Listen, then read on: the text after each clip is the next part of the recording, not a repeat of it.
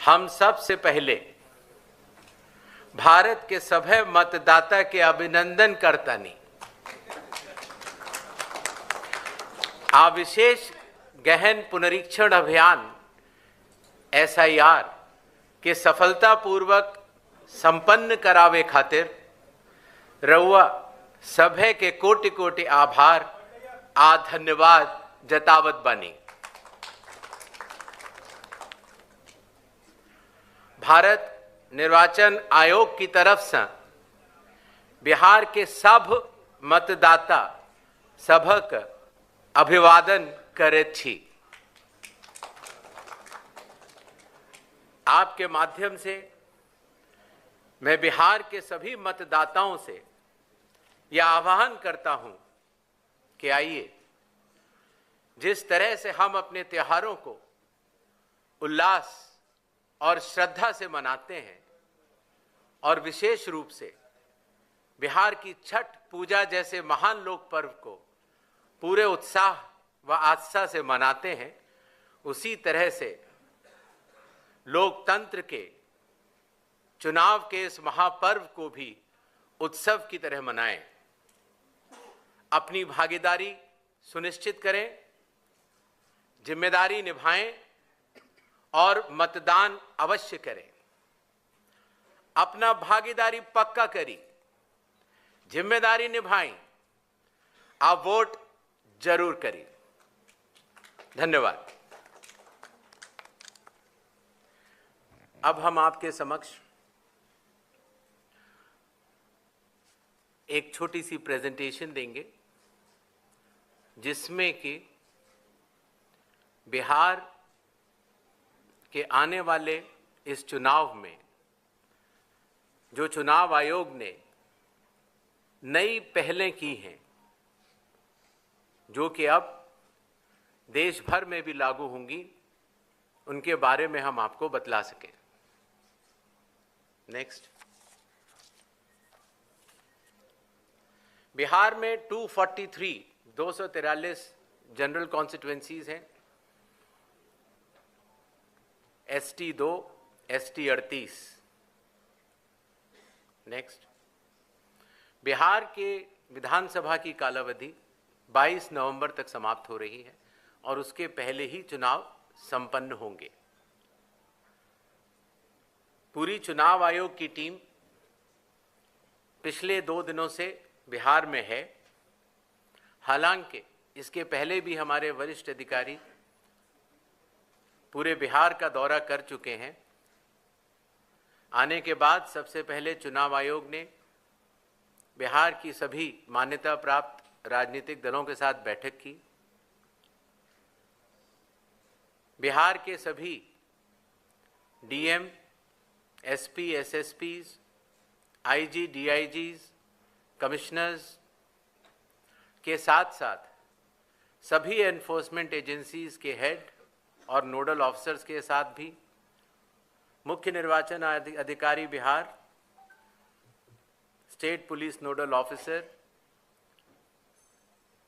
और CAPF के nodal अधिकारियों के साथ बैठक की और उसके बाद बिहार के मुख्य सचिव, बाकी सचिव के साथ भी बैठक हुई, DGP से के साथ बैठक हुई और अब हम आखिरी चरण में हैं। जो सब कुछ हुआ उसका ब्यौरा आपको देकर फिर हम लोग वापस दिल्ली प्रस्थान करेंगे। नेक्स्ट।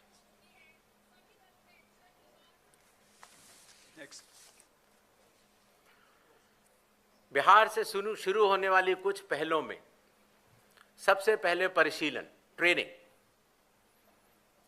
बूथ लेवल एजेंट्स की पहली बार चुनाव आयोग ने ट्रेनिंग की और बिहार के सभी बूथ लेवल एजेंट्स 1 की ट्रेनिंग कुछ माह पूर्व ही दिल्ली में संपन्न हुई। साथ ही साथ बूथ लेवल ऑफिसर्स की भी IIIDM में ट्रेनिंग हुई और अभी तक देश भर के लगभग 700 बूथ लेवल ऑफिसर्स और सुपरवाइजर्स की ट्रेनिंग पूरी की जा चुकी है। साधारण तौर से पुलिस ऑफिसर्स की ट्रेनिंग जिला या स्टेट में ही होती थी, लेकिन इस बार एक मानक के तौर पर उसको दिल्ली में भी ट्रेनिंग शुरू की गई। मतदाता सूची, इसमें सबसे बड़ी पहल रही विशेष गहन परीक्षण अर्थात स्पेशल इंटेंसिव रिवीजन। ये कार्य 24 जून 2025 से शुरू हुआ और कालावधि पूर्ण होने से पहले ही समयबद्ध तरीके से सभी मतदाताओं के सहयोग के साथ समाप्त हुआ। जो बूथ लेवल ऑफिसर्स, निर्वाचक पंजीयक अधिकारी जो इतनी मेहनत के साथ ये कार्य करते हैं, उनके मानसिक मोटिवेशन के लिए उनका रिन्यूमरेशन भी बढ़ाया गया। काफ़ी वर्षों के बाद ये पहली बार हुआ और ख़ास तौर से EROs और AEROs को पहली बार ऑनरेडियम देने की व्यवस्था की गई। पहले ये बात सुनने में आती थी कि वोटर कार्ड मिलने में बहुत देरी होती है, इसलिए चुनाव आयोग ने वोटर कार्ड के वितरण की हर चरण की एनालिसिस करते हुए अब उसको 15 दिन के अंदर हमारे मतदाता को मिल जाए, ऐसी व्यवस्था की। बूथ लेवल ऑफिसर्स को जब वो मतदाता के पास जाएं तो मतदाता उनको सुगमता से पहचान पाएं, इसलिए बूथ लेवल ऑफिसर्स के लिए भी फोटो आईडी कार्ड्स शुरू किए गए। कंडक्ट ऑफ इलेक्शंस, विकास की गति के साथ चलते हुए हर जगह ये समस्या मतदाता लोग बताते थे कि कई बार जब लाइन में खड़े होते हैं तो मोबाइल की आवश्यकता पड़ती है। आजकल मोबाइल कोई नहीं छोड़ना चाहता, तो इसलिए बूथ के कमरे के ठीक बाहर मोबाइल जमा कर अपना वोट देने के बाद ठीक बाहर आएं और अपना मोबाइल ले जाएं। ऐसी व्यवस्था की ट्रायल की जा चुकी है पिछले बाई इलेक्शंस में और बिहार में ये पूरे राज्य में लागू होगा, सभी 90,000 पोलिंग बूथ पर। फिर एक बात ये भी समझ में आई कि जो मतदाताओं को वोटर इंफॉर्मेशन स्लिप दी जाती है, जिससे कि उनको पता लग जाए कि ये बूथ कहाँ पर है और अगर चाहें तो पहले भी जाके देख सकते हैं, उसमें बूथ की संख्या और पता बड़े फॉन्ट में, अगर आप देखेंगे इसमें तो लाल रंग से उसमें चौकोर किया हुआ है, तो बड़े फॉन्ट पर आप दूर से ही देख सकते हैं, जिससे कि आप अपने मतदान केंद्र में बड़ी सुगमता के साथ जा सकते हैं। इलेक्शन कमीशन ने टेक्नोलॉजी का सहारा कई वर्षों से लिया हुआ है। धीरे धीरे करते करते लगभग 40 एप्लीकेशंस बन चुकी थी, जिसको कि हर मतदाता को या स्टेक होल्डर को बार बार अलग अलग लोड करना पड़ता था। इसलिए सबको मिलाकर एक कंप्यूटर प्लेटफॉर्म तैयार किया गया, जिसका नाम है one stop digital platform ECI net. इसका प्रोग्रेसिव इम्प्लीमेंटेशन अभी जारी है और बिहार में इसको लागू भी किया जाएगा और इसके बाद भी अगर कोई काम बचेगा तो उसको पूर्ण करेंगे। कई बार ये बात भी आती थी कि चूंकि पोलिंग स्टेशंस पर मतदाताओं की संख्या 1500 या उससे अधिक हो जाती थी, तो बहुत लंबी लंबी क्यूज लग जाती थी और खास तौर से आखिरी घंटों में क्यू को मैनेज करना मुश्किल भी हो जाता था। इसलिए चुनाव आयोग ने संयुक्त निर्णय लिया कि अब बिहार से शुरू होकर पूरे देश तक किसी भी मतदान केंद्र में 1200 से ज़्यादा वोटर नहीं होंगे, जिससे कि वोट डालने में हमारे मतदाताओं को सुविधा मिले। कानून के अंतर्गत कैंडिडेट्स पोलिंग बूथ के कुछ दूरी के बाहर अपने बूथ्स लगाते हैं। कई बार वो लोग भी मतदाताओं को सहूलियत देने के लिए उनका मार्गदर्शन करते हैं कि आपका बूथ ये वाला है या उस कमरे में है। तो पहले ये काफ़ी दूर लगाने की अनुमति होती थी, अब 100 मीटर की दूरी पर पोलिंग स्टेशन से हर प्रत्याशी अपने बूथ लगाने के लिए स्वतंत्र है। पहले ये बात भी आती थी कि जो वेबकास्टिंग है, जो पोलिंग बूथ के अंदर जो वेबकास्टिंग होती है, वो कहीं 50% या कम से कम 50% या 60% बूथों पर होती थी, और अब बिहार से शुरू होकर पूरे देश में जब भी चुनाव होंगे 100% वेबकास्टिंग हर पोलिंग स्टेशन पर की जाएगी। कई बार प्रत्याशियों ने ये बात कही कि जब ईवीएम पर जो बैलेट पेपर या कागज लगता है उसमें जो उनकी फोटो आती है वो ब्लैक एंड वाइट होती है, और इसलिए मतदाता को पहचानने में कई बार दिक्कत हो जाती है। हालांकि चुनाव चिन्ह तो रहता है, और साथ ही साथ ये भी बात आई कि सीरियल नंबर भी बड़ा होना चाहिए।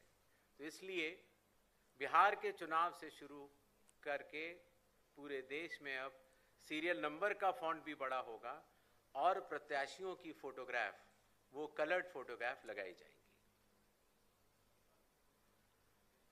मतगणना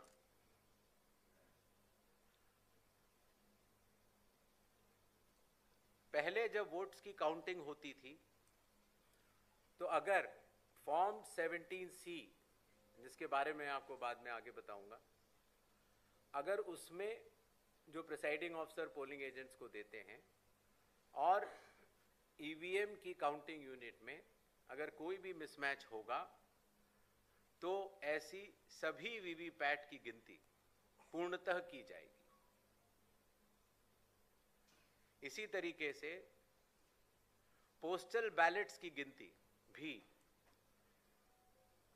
ईवीएम के आखिरी 2 राउंड से पहले पूर्ण करना अनिवार्य होगा, और ईवीएम के आखिरी 2 राउंड उसके बाद ही शुरू होंगे। नेक्स्ट,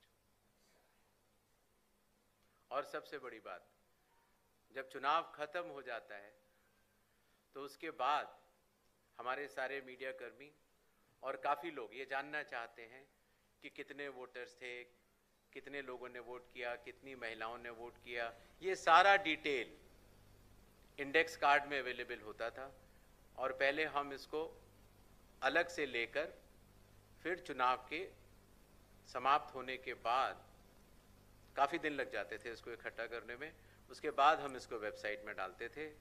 और अब चूँकि धीरे धीरे ECI नेट का प्रोग्रेसिव इम्प्लीमेंटेशन हो रहा है, इसलिए ये डिजिटल इंडेक्स कार्ड्स चुनाव खत्म होने के कुछ दिनों के भीतर ही आप सभी को देखने को मिलेंगे।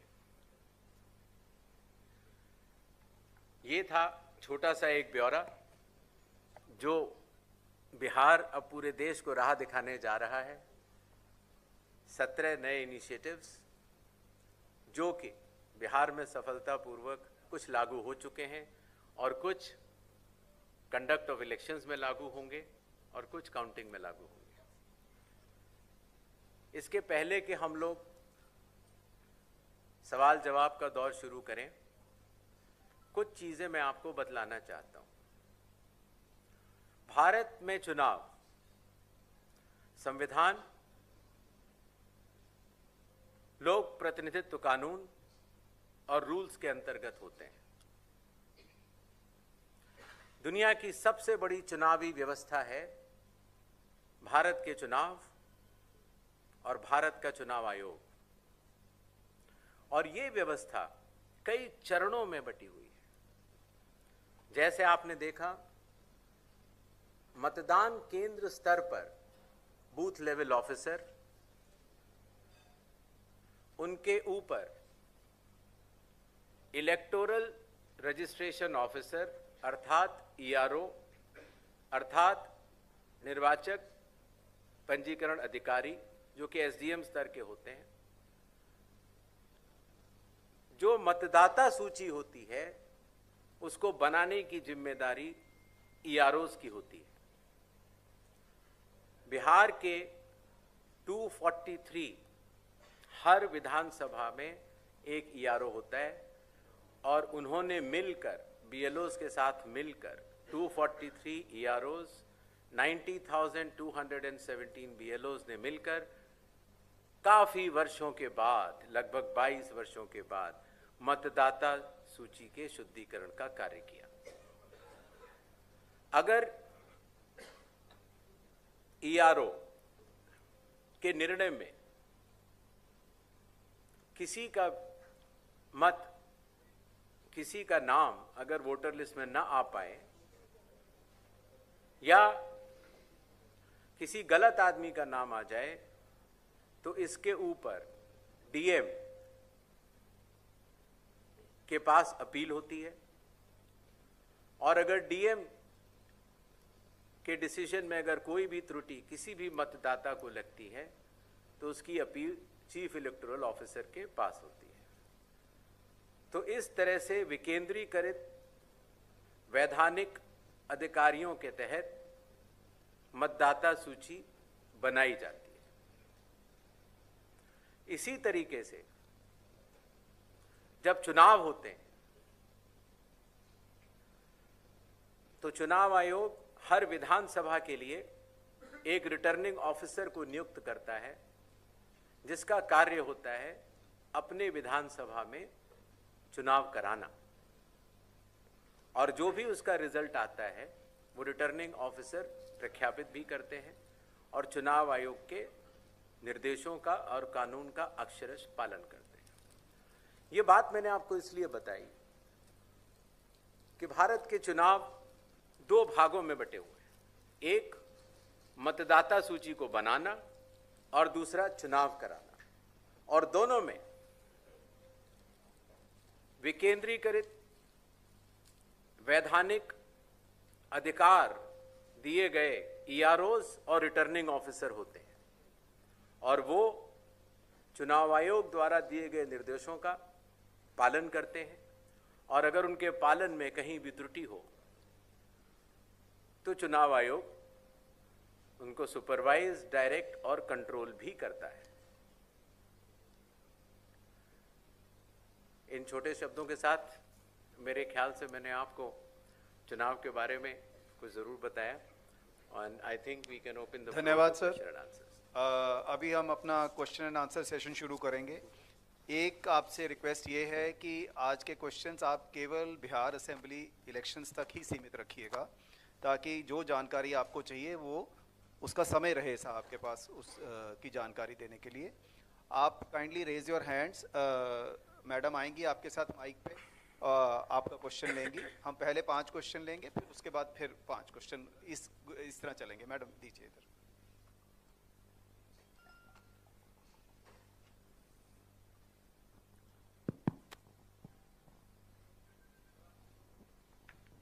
सर, मेरा नाम ब्रजेश मिश्रा है और मैं आईएनएस न्यूज़ एजेंसी से हूँ। सवाल ये है कि जिस तरीके से बिहार में शुद्धिकरण का काम किया गया और बहुत सारे आरोप लगे, तो और राहुल गांधी ने, नेता विपक्ष हैं, उन्होंने वोट चोरी तक का आरोप लगाया और फिलहाल वो कोलंबिया घूम रहे हैं। ऐसे में आप कितना सीरियस उनके आरोपों को लेते हैं और उनके एटम बम, नाइट्रोजन बम और हाइड्रोजन बम से आयोग कितना घायल महसूस कर रहा है? नेक्स्ट क्वेश्चन इधर दीजिए मैडम। सर,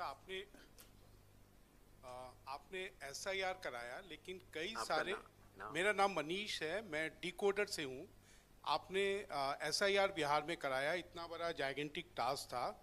कई सारे इलेक्शन एक्सपर्ट्स, एनालिस्ट, जिसमें आपके फॉर्मर सीईसी हैं, उन्होंने कहा कि ये जो पूरा एक्सरसाइज है, इतने बड़ा एक्सरसाइज इलेक्शन बाउंड स्टेट में 4 महीने पहले कराना, ये इलेक्शन कमीशन का इनकम्पिटेंस है, उन्होंने ऑन रिकॉर्ड कहा। दूसरे कई लोगों ने कहा कि ये 50 सालों में चुनाव आयोग के द्वारा सबसे वर्स्ट डिसीजन था। कुछ लोगों ने ये भी कहा कि ये इनकम्पिटेंस प्लस मोटिवेटेड डिसीजन इसलिए रहा कि इसमें कुछ सेक्शंस ऑफ द सोसाइटी को जानबूझकर एक्सक्लूड करने की कोशिश की गई। So what is your response to, how do you respond to these charges of incompetence plus motivated decision? दूसरा मेरा एक ये है कि kindly आपने please let's restrict to one question, we'll come back to you, no problem. इधर दीजिए, ये साहब बैठे. सर मेरा नाम शशि भूषण है, मैं प्रभात खबर अखबार से हूँ. सर मेरा सवाल है कि बिहार के जो प्रतिपक्ष के नेता हैं उनका आरोप है कि एक ही घर में कई कई मतदाताओं के नाम शामिल किए गए हैं. तो ये जो हाउस लिस्टिंग का काम है, क्या इसमें सुधार होगा या वैसे ही रहेगा?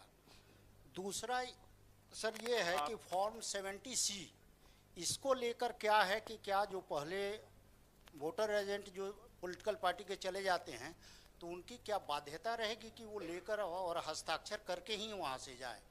Next question. और इसी से एक जुड़ा हुआ है सर, ये एक और जुड़ा हुआ है जी, आप काइंडली ऐसे. सर मॉक पोल को लेके क्या जितने पॉलिटिकल पार्टी भाग लिए हैं और जो नहीं लिए हैं, क्या उनका ब्यौरा आप जारी करेंगे? Sir good morning, I Kaushalendra Mishra from Hindustan newspaper. Sir मेरा सवाल एक है कि बिहार चुनाव हो या देश के कहीं भी चुनाव होते हैं, एक पैरामीटर फिक्स है कि प्रत्येक उम्मीदवार सर्टेन अमाउंट ही खर्च कर पाएगा, लेकिन हकीकत में वैसा होता नहीं है. तो इसको मॉनिटर करने के लिए कोई सख्त कदम सीसी उठाएंगे? और दूसरा सर एक सवाल है. You will have to repeat the question. Sir सवाल ये था कि एक पैरामीटर फिक्स है कि 40 लाख विधानसभा में खर्च कर पाएंगे उम्मीदवार, तो उससे अमूमन एक्सीड ही करता है, ये नॉन फिगर ये बातें हैं. तो इसको मॉनिटर कैसे सुनिश्चित कराएंगे आपकी लिमिट में वो खर्च हो? दूसरा सर एक इसी से जुड़ी हुई सवाल है कि हमारे कई उम्मीदवार हैं, कई पॉलिटिकल पार्टियां मान्यता प्राप्त आपके यहाँ से हैं, जिनके उम्मीदवार बहुत पुअर बैकग्राउंड से आते हैं, उन पे छोटे मोटे अपराध के मामले भी होते हैं. तो क्या वैसे उम्मीदवारों के लिए जो 3 अखबारों में या ये पब्लिश करने की बाध्यता है, उसमें भी कोई आप रिलैक्सेशन देने जा रहे हैं? Thank you. हाँ जी बताइए. सर मैं रजनीश जी, बिहार झारखंड से. और सर एक सवाल है कि जो बिहार सरकार अभी जो गणना कराई थी यहाँ पे, उसमें सेक्स रेशियो जो है 914 था प्रति 1000 पुरुष पे महिलाओं की जो संख्या, और अभी आपकी ओर से जो SIR हुआ है तो उसमें ये संख्या घट गई है. तो क्या महिलाओं के नाम कटे हैं ज़्यादा या फिर जुड़ नहीं पाए हैं प्रॉपर? इसमें जो अंतर है इसमें क्या वजह है? Sir Brajkishore Dubey. Sir Brajkishore Dubey. Please अभी आंसर लीजिए, फिर नेक्स्ट राउंड में. सर एक सवाल ले लिया जाए. आते हैं हम, नेक्स्ट राउंड में आते हैं आपके पास, नो प्रॉब्लम. सबसे पहले 17C के बारे में बतलाना चाहूंगा. मॉक पोल और 17C. हर मतदान केंद्र पर मतदाताओं द्वारा मतदान होने से पहले एक मॉक पोल होता है, और मॉक पोल में प्रत्याशियों द्वारा नामित पोलिंग एजेंट्स के समक्ष ईवीएम और वीवीपैट, ईवीएम में पोलिंग की जाती है और वीवीपैट से उसका मिलान किया जाता है. मॉक पोल करना आवश्यक होता है जिससे कि पारदर्शिता का अनुभव हमारे प्रत्याशियों के पोलिंग एजेंट्स भी कर सकें. इसीलिए आपके माध्यम से ये मैं ज़रूर कहना चाहूँगा कि बिहार के आगामी चुनावों में जो जो प्रत्याशी खड़े हों वो अपने बूथों पर अपने पोलिंग एजेंट्स ज़रूर नामित करें. इसी तरीके से जब मतदान पूर्ण हो जाता है तो कानून के अंतर्गत उस समय जो पोलिंग एजेंट्स उपस्थित होते हैं, प्रिसाइडिंग ऑफिसर ईवीएम में देखते हैं कि टोटल कितने वोट पड़े, और वो फॉर्म 17C में भरने के बाद उन पोलिंग एजेंट्स को देते हैं जो कि वहां उपस्थित होते हैं. तो आपके माध्यम से आगामी प्रत्याशियों को भी मैं ये कहना चाहूँगा कि अपने पोलिंग एजेंट्स को मतदान शुरू होने से पहले पहुँचे, मॉक पोल अपने आंखों के सामने देखें, और उसी तरीके से मतदान पूर्ण होने पर प्रिसाइडिंग ऑफिसर से अपना फॉर्म 17C लेकर आएं. इस बात का जवाब मैं पहले दे चुका हूं कि जिन लोगों के पास अपने घर नहीं होते या जिन लोगों को पंचायत या म्यूनिसिपैलिटीज़ ने कोई घर का नंबर नहीं दिया होता है, तो या तो आसपास के घर का नंबर देते हैं और या कई बार शून्य लिख देते हैं। इसीलिए इसमें विचलित होने की कोई बात नहीं है, क्योंकि जब बूथ लेवल ऑफिसर किसी भी व्यक्ति का इन्यूमरेशन फॉर्म लेता है तो उसके ऊपर दावे और आपत्ति जताने के लिए हर पॉलिटिकल पार्टी के बूथ लेवल एजेंट्स मौजूद होते हैं। और मुझे आपको बताते हुए बड़ी खुशी हो रही है कि बिहार एक ऐसा राज्य है जहां पर 1,60,000 से भी ज़्यादा बूथ लेवल एजेंट्स राजनीतिक दलों ने नामित किए। जहां तक स्पेशल इंटेंसिव रिवीजन चुनाव के पहले कराए जाने के निर्णय की बात है, तो अगर आप लोक प्रतिनिधित्व कानून के हिसाब से अगर चलेंगे तो रिवीजन हर चुनाव के पहले चुनाव आयोग को कराना लॉफुल है और लॉ के अंतर्गत कराना ही होता है।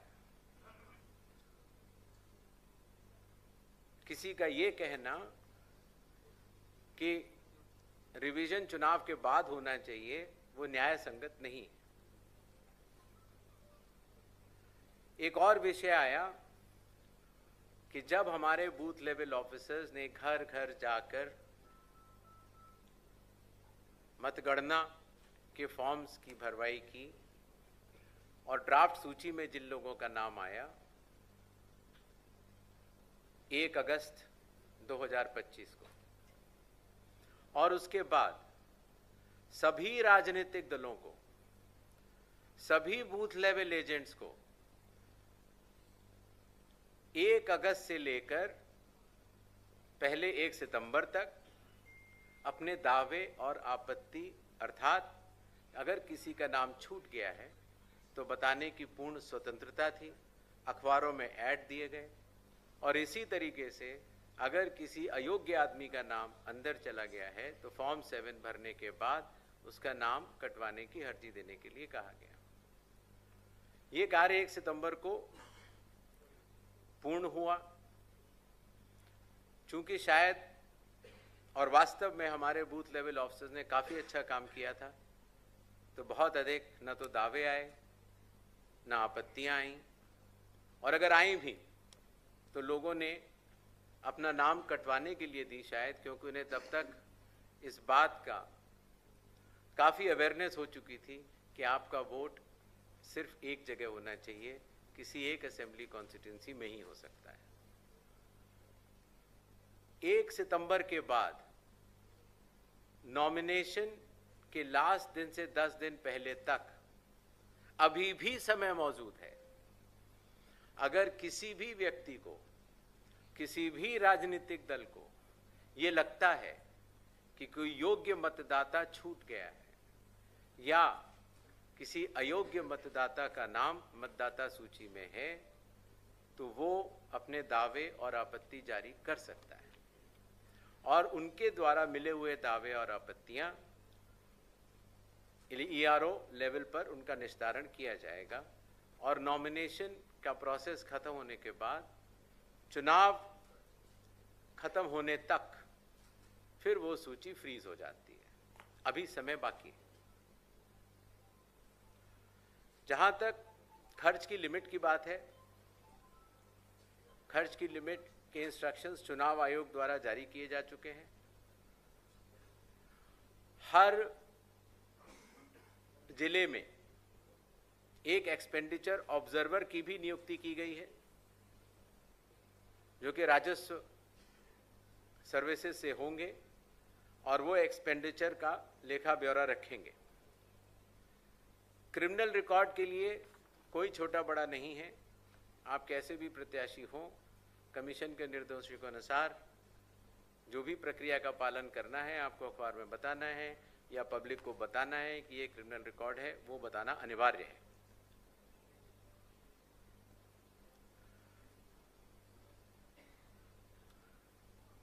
एसआईआर की प्रक्रिया पर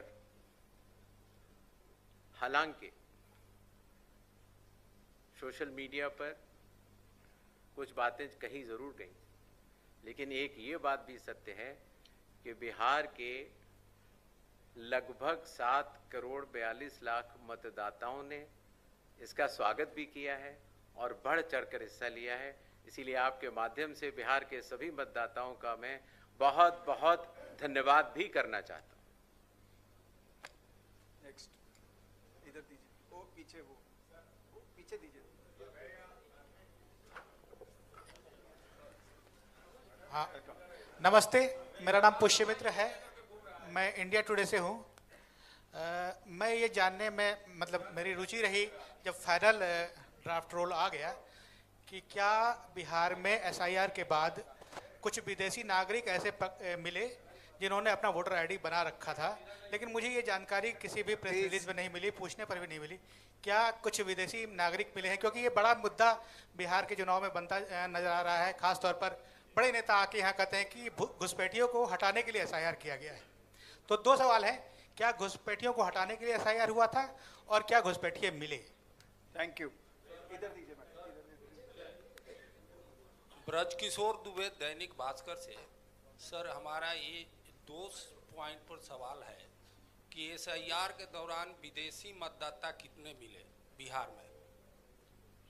दूसरा सवाल है सर कि इसमें कि कब तक और कितने लोगों को वोटर कार्ड जारी किया जाएगा।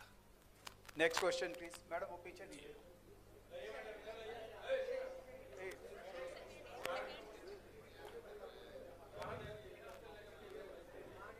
Good afternoon. Please good afternoon. देखिए, will come to you please. Good afternoon Gyanesh ji, मैं प्रभाकर कुमार हूँ, एनडीटीवी न्यूज चैनल से। मेरे 2 सवाल हैं छोटे से। पहला तो एक पॉलिटिकल गुट ने आपसे एक फेज में चुनाव की बात की है, उसके अपने रीजन दिए उन्होंने, और दूसरों ने 2 फेज में बात की है। उस पर इलेक्शन कमीशन क्या सोचता है? दूसरा, एक पर्टिकुलर नेशनल पॉलिटिकल पार्टी ने आपसे निवेदन किया है कि महिलाओं को बुर्का में चुनाव बूथ पे ना जाने दिया जाए, अगर वो जाएं तो उन्हें उनका बुर्का हटा के चेक करना चाहिए। ऐसी आपके पास रिक्वेस्ट आई थी कल आपकी मीटिंग में।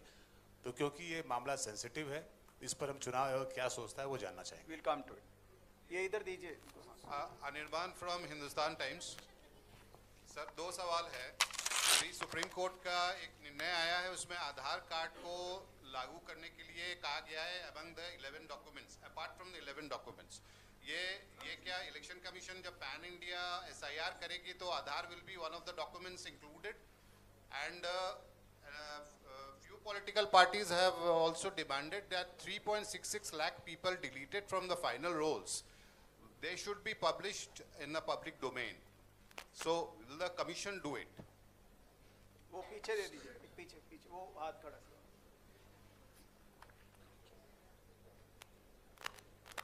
मैं प्रशांत झा हूँ, जी न्यूज से।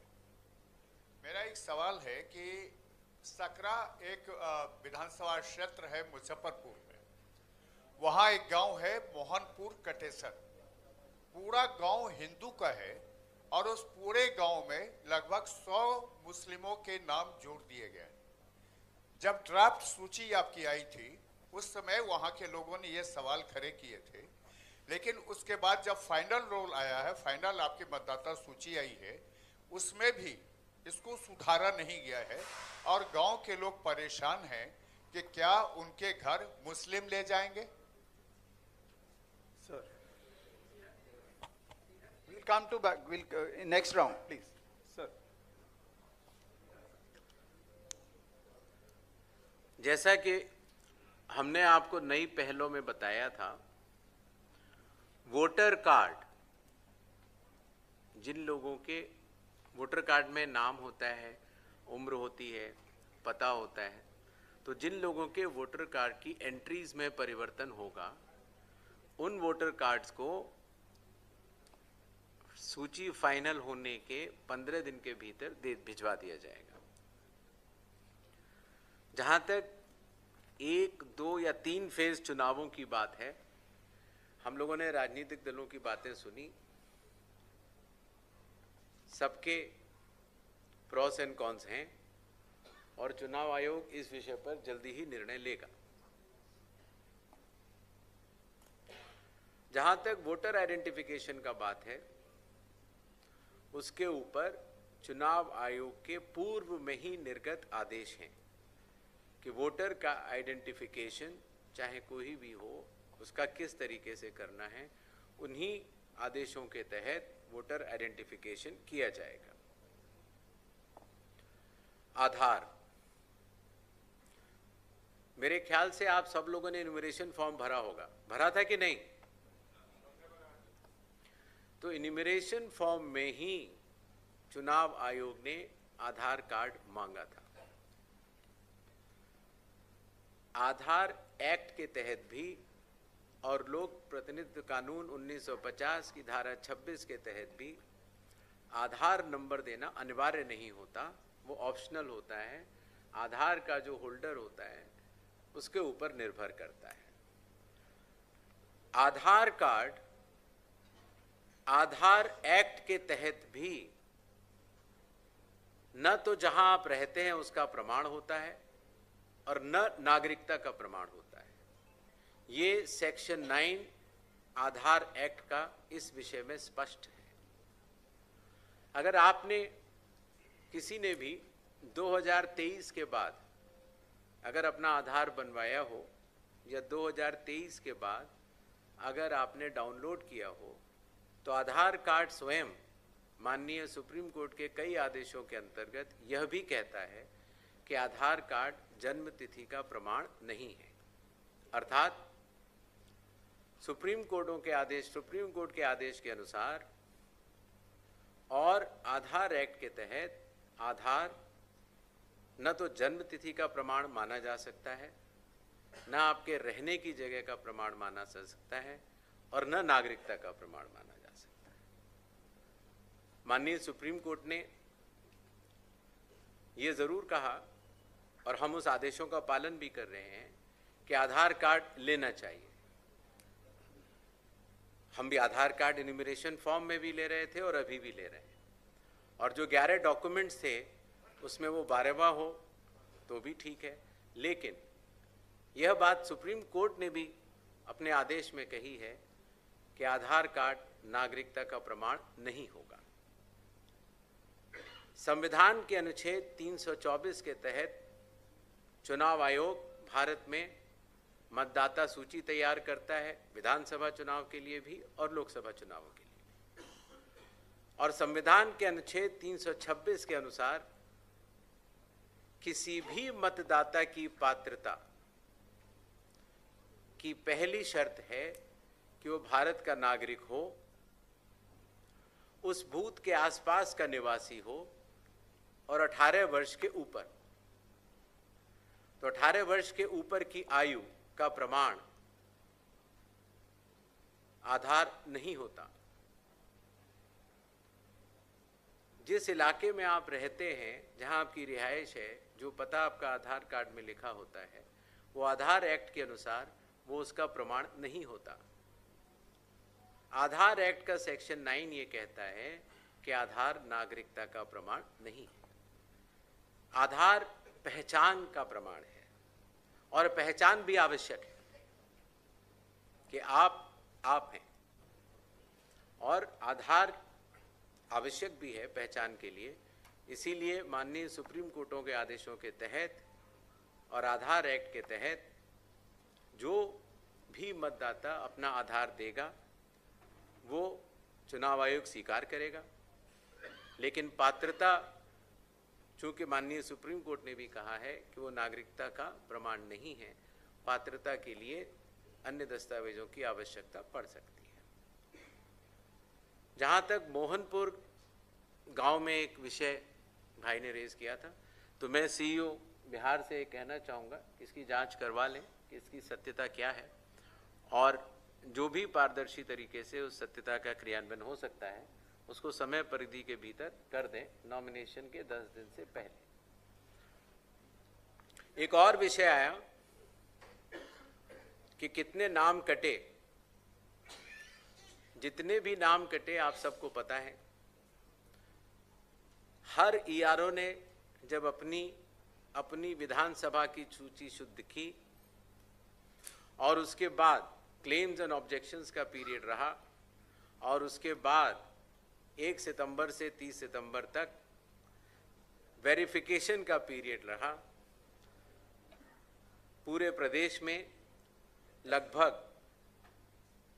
पहले 65 लाख और अब 3.66 लाख नाम कटे हैं जो कि अयोग्य मतदाताओं के हैं और ये अयोग्यता ईआरओ के अनुसार चूंकि ऐसे मतदाता अपात्र थे, एलिजिबल नहीं थे, उनके काटे गए और इनके ऊपर अपील जिला मजिस्ट्रेट के पास अभी भी उपलब्ध है। अगर किसी को भी शिकायत हो तो वो जिला मजिस्ट्रेट के पास अपील कर सकता है। जहां तक इनकी सूचियों की बात है, आप सब ने देखा होगा कि जिला कलेक्टर के स्तर पर हर राजनीतिक पार्टी के जिला अध्यक्षों को वह सूची सबके सामने खुले तौर पर उनके खुद के टेस्टिमोनियल से दे दी गई है और आशा है कि वो लोग जांच करेंगे और अगर इसमें कोई भी त्रुटि हो तो वो कंसर्न्ड ईआरओ को बतलाकर उसमें शुद्धिकरण करवाएंगे। जहां तक संख्या की बात है, हर ईआरओ और हर जिलाधिकारी ने सारी संख्याएं जो कटी हैं वो हर पॉलिटिकल पार्टी को दे दी और वो पॉलिटिकल पार्टीज की जिम्मेदारी का विषय है कि जिस तरह से हमने ये निवेदन किया है कि आप हर पोलिंग स्टेशन पर अपने पोलिंग एजेंट नामित करें, काउंटिंग के लिए अपने काउंटिंग एजेंट नामित करें, उसी तरीके से जो मतदाता सूची है उसका वो परीक्षण कर लें और कोई भी अगर त्रुटि है तो उसको बताएं। जो मतदाता सूची में नाम कटे हैं वो सब मिला के, अर्थात मृतकों के भी हैं, जो भारत के नागरिक नहीं हैं उनके भी हैं, जो एक जैसा से कई ज़्यादा जगह अपने वोट बनवा चुके हैं जिनका सिर्फ एक ही जगह होना चाहिए था उनके नाम भी हैं और जो स्थायी रूप से प्रवास कर चुके हैं उनका नाम भी है। Next. Just a minute madam, नहीं ऐसे मत कीजिए प्लीज, ऐसे नहीं, ऐसे मैं आता हूँ आपके पास, आता हूँ, प्लीज बैठिए। प्रणाम सर। मैं हर ईआरओ के पास से वो डेटा मिलता है। मैंने आपको बताया था कि जिस तरीके से मतदाता सूची तैयार करने की जिम्मेदारी ईआरओ की होती है, तो ये सवाल हर विधानसभा क्षेत्र में हर ईआरओ और हर जिले का हर जिला कलेक्टर जानता है। Since the commission has to take a flight right away, I think. प्रणाम सर, मैं Raman Shukla. Thank you so much.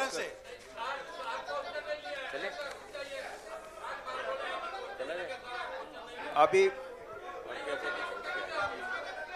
है ना,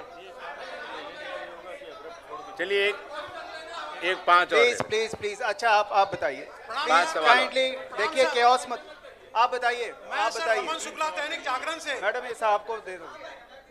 हाँ जी आप बताइए प्लीज।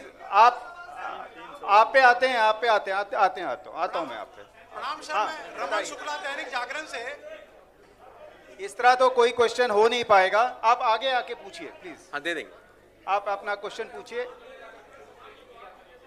प्रणाम सर, मैं रमन शुक्ला दैनिक जागरण से। सवाल सर यह है कि क्या आपकी बार सभी मतदाताओं को बिहार में नया ईपिक दिया जाएगा? क्या जो 17 नवाचार आप कर रहे हैं उसमें ये शामिल है?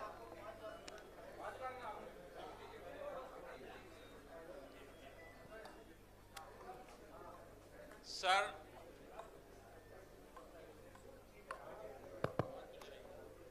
हम लोग 40 वर्ष से नाम वोट दया शंकर तिवारी इंडियन पंच से बोल रहे हैं।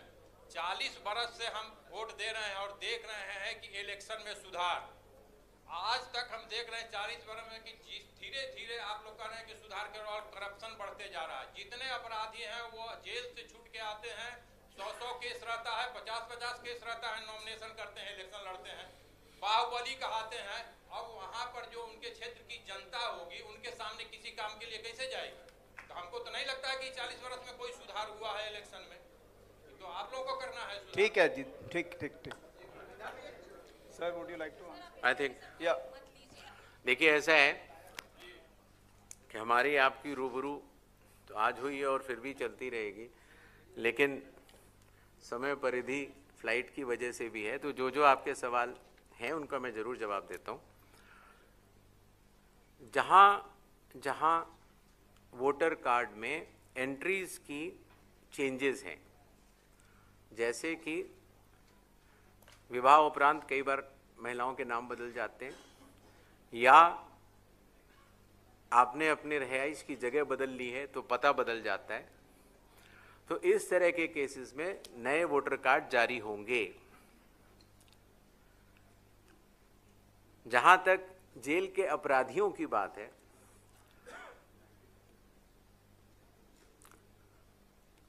संविधान का अनुच्छेद 326 ये कहता है कि संसद द्वारा पारित कानून के अंतर्गत अगर कोई भी अपराधी जिसकी लिमिट कानून द्वारा निर्धारित होती है, उसमें से कुछ लोग चुनाव लड़ने के लिए अलाउड होते हैं। अगर छोटा अपराध होता है और बड़ा होता है तो अलाउड नहीं होता है।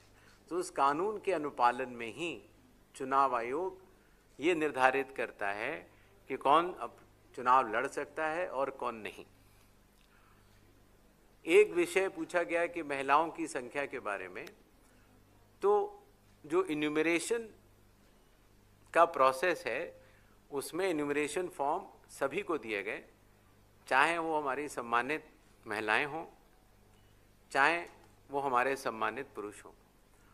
और आज भी अभी भी अगर किसी भी मतदाता, चाहे वो महिला हो या पुरुष हो, अगर उनका नाम या तो छूट गया है या अयोग्य किसी भी व्यक्ति का नाम आ गया है, तो नॉमिनेशन की तारीख से 10 दिन पहले अगर आप ERO को फॉर्म 7 या फॉर्म 6 भरेंगे तो उसमें सुधार किए जाने की अभी भी गुंजाइश है।